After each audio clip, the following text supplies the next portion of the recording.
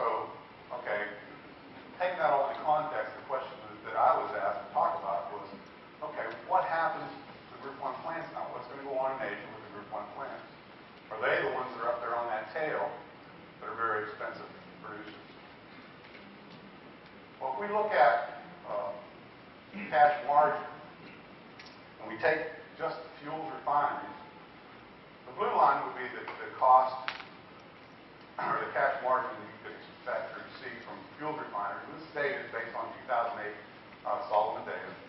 And I've ranked it highest to lowest. And you see it starts very, very attractive and drops down. There were some fuel plants in 2008 losing money.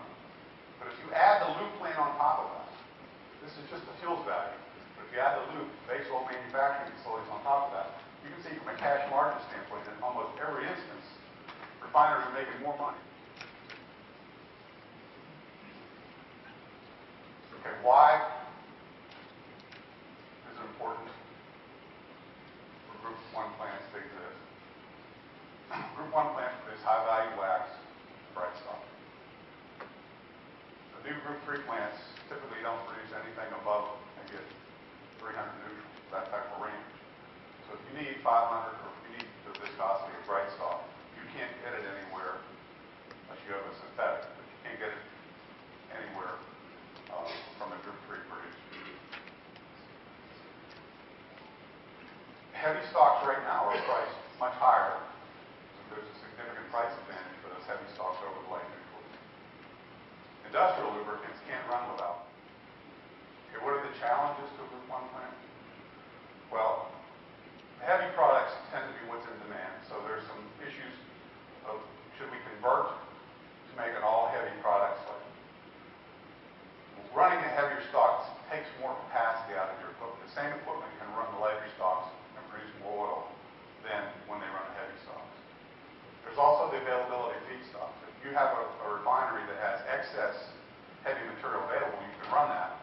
If your refinery is not equipped to produce excess heavy material, you've got to run what that refinery makes. Those are the ones that are going to shut down long term. So what happens if you have a Group 1 plant? Well, you can convert it to Group 2 and Group 3. There's two possible routes. One would be adding the hydroprocessing capability. And one would be fuel hydrocrackers. There are a large number of fuel hydrocrackers being built to manufacture diesel. They have a side stream, potentially, that can be used to manufacture Group 2 and Group 3 base oils.